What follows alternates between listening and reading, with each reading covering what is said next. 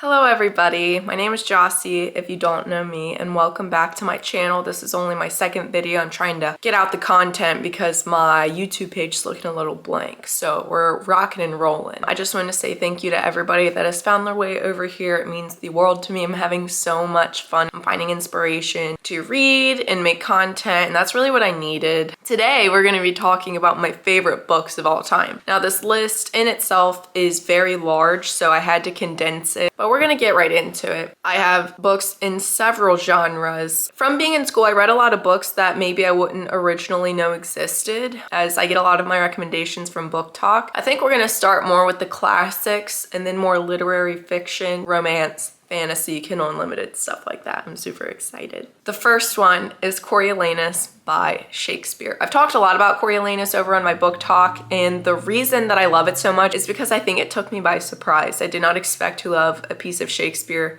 the way that I did. Coriolanus follows a ex-military leader becoming what would be a president to this day, and it shows the complicated relationships between his mother, who really wants him to be president, and his enemy, Phidias. It shows the obsession between enemies and how it can be nearly romantic.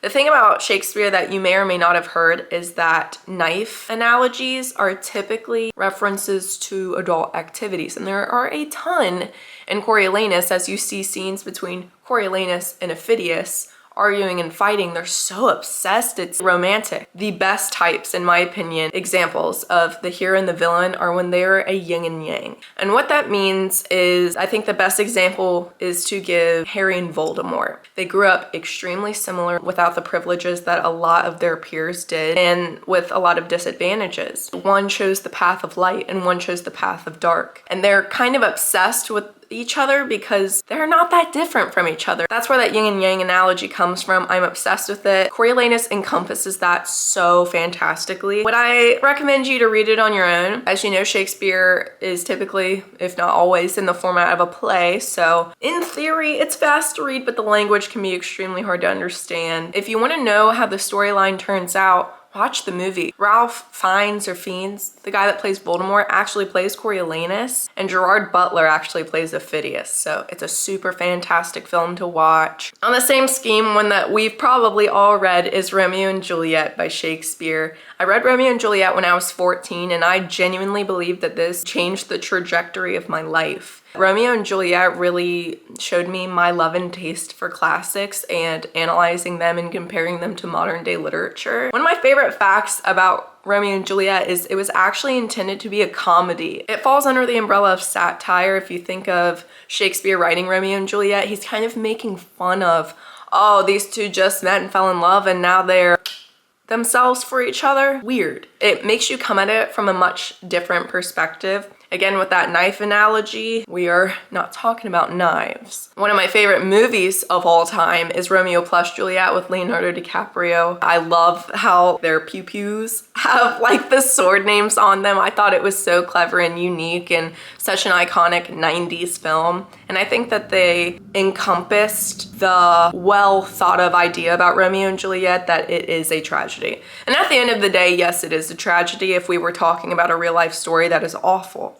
Would I recommend you to read it? Not necessarily. Do I recommend you to watch the adaptation with Leonardo DiCaprio? Absolutely. Going a little bit later into the time period, we're going to be talking about Weathering Heights by Emily Bronte. Weathering Heights is a story about basically three siblings. You have the two, a daughter and a son, that are raised in a rich household, and then an adopted son, Heathcliff. And the father was a very loving father. He gave them the world, but he ends up dying. The rest of the story follows a stepbrother and stepsister relationship, how much they love each other, and essentially the downfall of that relationship and the tragedy of their lives that would follow after that. So gothic, so grim. Emily Bronte was obsessed with the gothic elements of life, and you can very much tell when you're reading it. With readability and understanding of the novel, it can be pretty difficult at times to understand, but I do believe that the one-liners make the book fantastic. Haunt me then.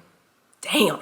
Little change in location. My dad is cutting the grass now. The next book on my list is my beloved Dearest Little Women by Louisa May Alcott. I have a sister, so I think that if you have any siblings, this book will touch your heart. Little Women encompasses the grief of childhood and coming into an adult age, especially for the time, and grieving the things that we used to enjoy as children that we're not really supposed to enjoy anymore, especially in the dynamic of a sibling relationship. If you have not seen the Little Women movie, I highly encourage you to. My only thing with Little Women is Amy and Laurie. In the movie, they made Amy and Laurie make more sense than what the book did. It made no sense. It was a marriage of convenience, which maybe, hey, probably historically accurate, but I love Little Women. A Farewell to Arms by Ernest Hemingway. I read A Farewell to Arms in high school by my own choice. I was super interested in Hemingway. He is one of the most well-celebrated American authors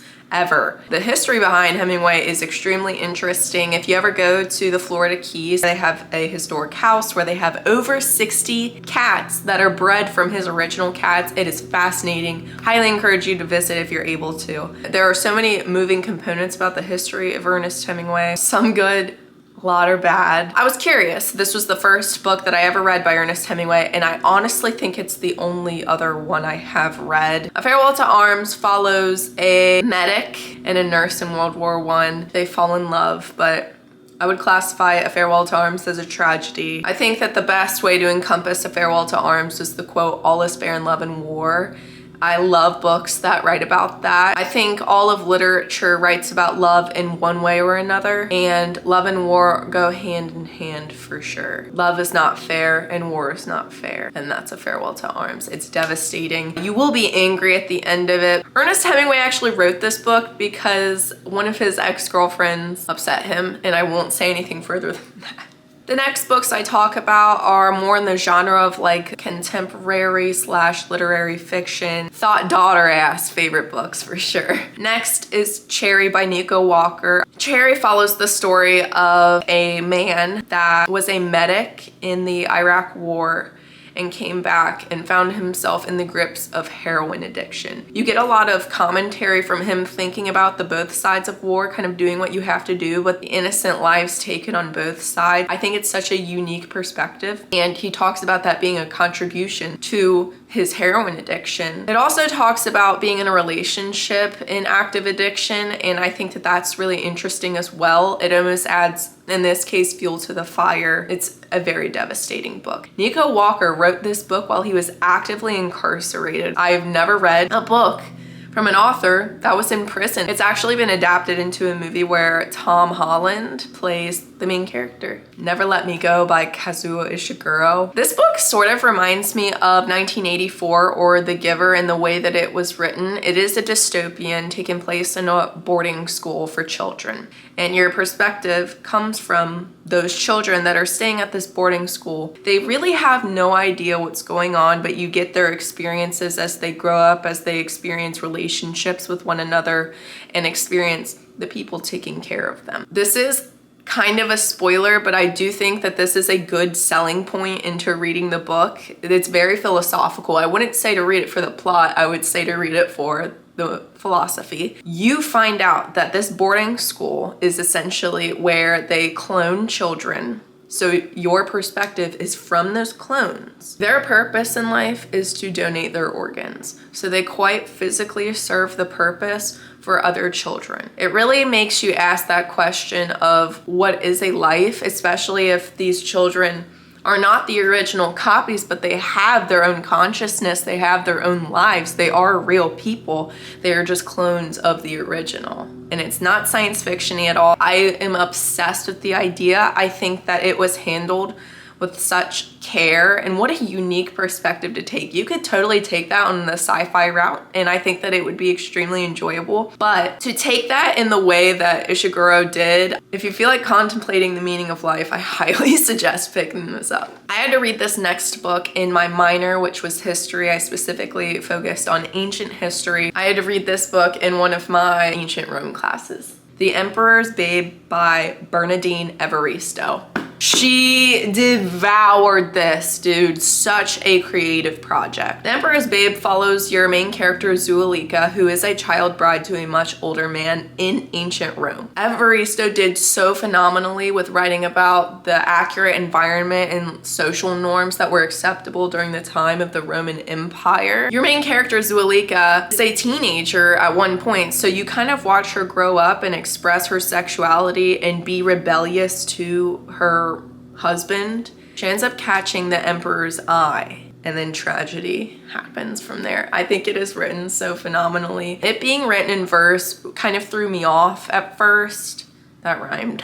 I think it matches her so well. It acts as that component of Zuleika rebelling herself. She's rebelling against just telling you the story verbatim as it's happening. She's taking control back. I had fun, although, again, it is a tragedy.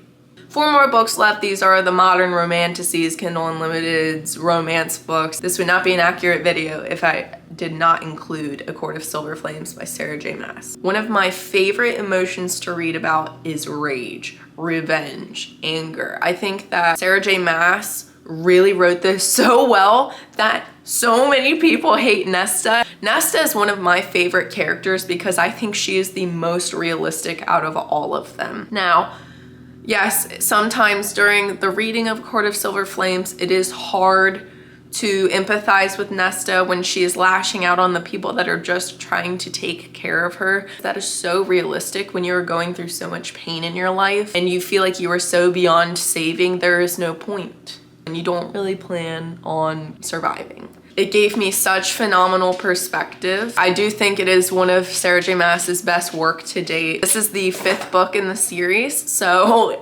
it's hard for me to recommend that if you haven't even read ACOTAR. Most of you probably have. If you haven't, it's a series that you will have a good time with. It's where a lot of people now are starting to get super into reading. To those that have read A Court of Silver Flames, I feel a sort of camaraderie with you because if you love A Court of Silver Flames, you understand. I already talked about this. I'm beating this one to death, but The Games Gods Play by Abigail Owen. If I had given you a list of the things that would make a perfect book, and then you wrote it, it would be The Games Gods Play. You have Greek mythology. You have sort of sassy, grumpy. Hades is grumpy. Your main character, Lyra, is very sassy. The scenery and the environment of a modern day Mount Olympus. The entire thing, in my eyes, is a masterpiece. I had such a good time with it. If you have not picked this up yet, I highly encourage you to do so. I'm not gonna talk more about that because again, I keep talking and talking and talking about it. One of my favorite Kindle Unlimited romances of all time is Offside by Avery Keelan. This really got me into hockey romance and sports romances in general. Basically, the premise is your main character is dating a hockey player at her college. She finds out that he's cheating on her, so she ends up fake dating the rival school's star player. Oh my god! The main character is just so hot, and it's like, it's one of those things, this is literally words on paper. Get a grip. Yeah, that was me. Seething, panting, foaming at the mouth for Chase Carter. The last one is a romance series by Elsie Silver. It's the Chestnut Springs series, so you have Flawless, Heartless, Powerless, Reckless, and then Hopeless. It follows 4 brothers and then a friend of one of the brothers, and they all have different sort of southern occupations. The first one's a bull rider, the second one's a ranch leader, the third one's a professional hockey player, but he grew up on the farm. The 4th one's a professional bull rider, and then the 5th one is a veteran who comes back, just not the same from war, who ends up just being a helping hand around the farm. It's one of those series that you know that you're gonna feel good by the end of each book. It's comforting. You know the guy's gonna get the girl and they're gonna live happily ever after on their perfect little ranch and be in love forever. I like to read these books in between fantasy. It is a great way to keep the reading slump away, to keep the ball rolling. Most of the time these days outside of college, I am reading romantasy and romance, but I will occasionally pick up the philosophical thought daughter type book. Thank you so much for making it this far in the video. I'm a yapper 100%. Let me know some of your favorite books, some suggestions you have for me. I would absolutely love that. I will see you in the next one. Love you, bye.